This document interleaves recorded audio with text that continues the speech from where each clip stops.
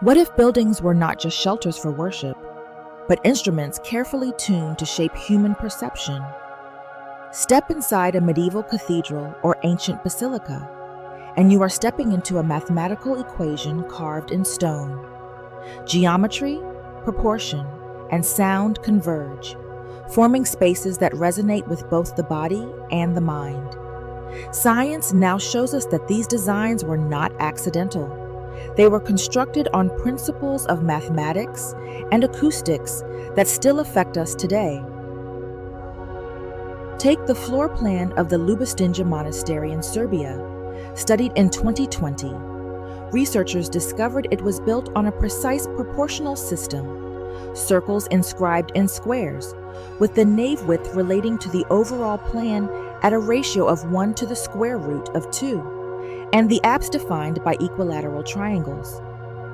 Other studies show golden rectangles, and where the ratio of length to width is about 1 to 1.618, guiding column spacing and vault heights.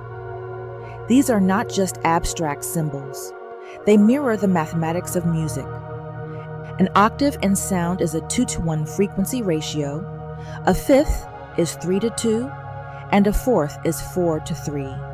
Church builders use the same ratios in stone, so when you walk through the nave, you are essentially walking inside a frozen harmony and geometry that resonates with the same mathematical relationships as music. When modern acousticians measure these buildings, the numbers are striking.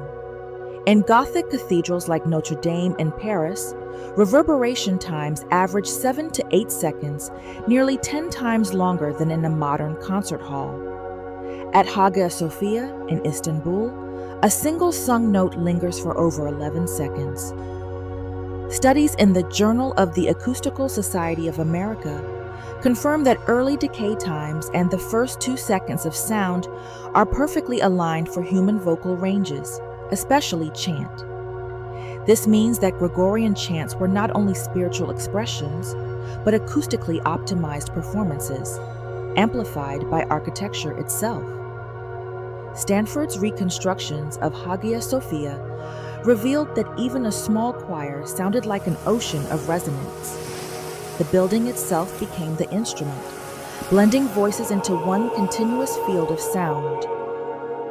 And sound doesn't just linger in space, it resonates in us.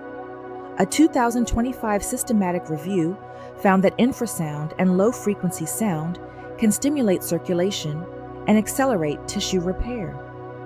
Clinical studies of sound-based therapies show reductions in anxiety scores by 20 to 30%, measurable improvements in sleep quality, and improved cognitive focus. At the cellular level, experiments show that vibration can influence mitochondrial activity and the tiny energy centers of our cells, and even modulate gene expression through mechanotransduction. In other words, sound doesn't just move air, it moves us, all the way down to our biology.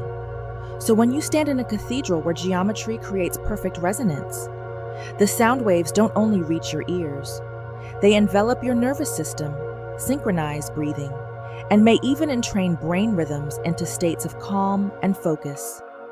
Today, that same language of wave and form lives on in medicine. Shockwave therapy is focused on pulses of mechanical energy and is used to nudge tissues into repair. It boosts blood flow, wakes dormant cells, and helps wounds and tendons heal. In other words, we once tuned buildings to shape our breath. Now we tune waves to shape our cells. Perhaps these structures were never just containers for ritual. They are instruments, carved from geometry, tuned by mathematics, and played by the human voice. They remind us that harmony is not only heard, but felt in the bones, in the breath, in the beating of the heart. And they leave us with a question. If mathematics, sound, and stone can so profoundly reshape human perception, then maybe what we call sacred is not beyond science at all, but the resonance of science itself, woven into the space around us.